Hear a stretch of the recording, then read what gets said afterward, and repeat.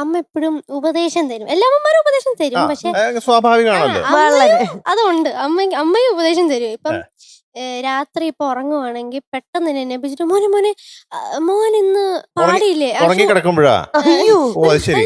അങ്ങനെ വെച്ചാ കിടന്നു കഴിഞ്ഞിട്ട് ആ മോനെ മോൻ അങ്ങനെ പാടുമ്പോഴേ കുറച്ചൊക്കെ അങ്ങനെയൊക്കെ പറയും. അപ്പം എപ്പോഴും ഉപദേശം. ഞാൻ വിചാരിച്ചത് ജല്ലിയ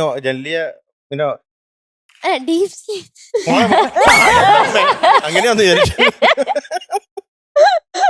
അത്രയും കാണത്തില്ല, എനിക്കും പറയാൻ പറ്റില്ല, ഓർമ്മയില്ല അധികം. അപ്പം ഈ ഉപദേശമൊക്കെ കേൾക്കുമ്പോ എനിക്ക് ആദ്യം കുറച്ച് അനോയിങ് ആയിരിക്കല്ലോ. എന്തിനാ ഇത് പറഞ്ഞ് ഞാൻ ചിലതൊന്നും കേൾക്കത്തില്ല. അതെ, ഞാൻ കേൾക്കത്തൊന്നുമില്ല. ഞാൻ പറഞ്ഞു എന്ന് വെച്ചോണ്ടിരിക്കും. അപ്പൊ ഇപ്പൊ അത് മിസ് ചെയ്യും ഞാൻ. എനിക്ക് വെച്ചാ അമ്മ വന്നിട്ടാണല്ലോ എനിക്ക് ഫസ്റ്റ് 100 കിട്ടുന്നത്. അപ്പൊ എല്ലാരും പറഞ്ഞു അമ്മ ഇവിടെ ഉണ്ടാ, അപ്പയെ ഓടിക്ക, അമ്മ ഇവിടെ നിക്കട്ടെ. വിശ്വസിച്ചു ആണല്ലേ? ഞാൻ അമ്മയെ ഭയങ്കരമായിട്ട് മിസ് ചെയ്യും നാളെ പോകുമ്പോ. അങ്കിളിന് പറയാനുള്ള വേറൊരു വശമുണ്ട് ഇതിന്.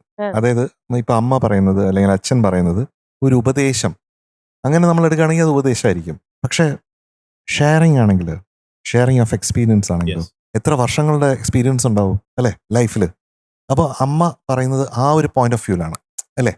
ആ പോയിന്റ് ഓഫ് വ്യൂ നമ്മൾ ആ രീതിയിൽ നമ്മൾ എടുക്കുകയാണെങ്കിൽ നമുക്ക് വളരെ ബ്യൂട്ടിഫുൾ ആയിട്ട് നമുക്ക് ഇമ്പ്രൂവ് ചെയ്യാനായിട്ടുള്ള കുറേ പുതിയ ഒരു യാത്ര നമുക്ക് കിട്ടും മക്കളെ. That is very important. അപ്പോൾ അതുകൊണ്ട് ഇത് ഉപദേശമായിട്ട് എടുക്കണ്ട, ഷെയറിങ് ഓഫ് എക്സ്പീരിയൻസ്. അത് മക്കളോടല്ലാതെ പിന്നെ അച്ഛനും അമ്മയും ആർത്താ പറയുക? വെളിയിൽ പോയി ആർത്തേക്കും ഉപദേശിക്കാൻ പറ്റുമോ? ഈ പറഞ്ഞ അവരാരും കേൾക്കോ? ഇല്ല. മക്കളുടെ അടുത്താണ്. മക്കളെ ഏറ്റവും നന്നായിട്ട് വരണം എന്നുള്ള ആഗ്രഹത്തിലല്ലേ. അപ്പൊ നമുക്ക് വളരെ പോസിറ്റീവായിട്ട് എടുക്കുന്നതെന്ന് എനിക്കറിയാം. എന്നാലും പോസിറ്റീവ്. എന്തായാലും അമ്മ ഇത്രയും ദിവസം ഇവിടെ പിടിച്ചു നിർത്തിയില്ലേ, അതൊരു സമ്പത്ത് തന്നെ കേട്ടോ.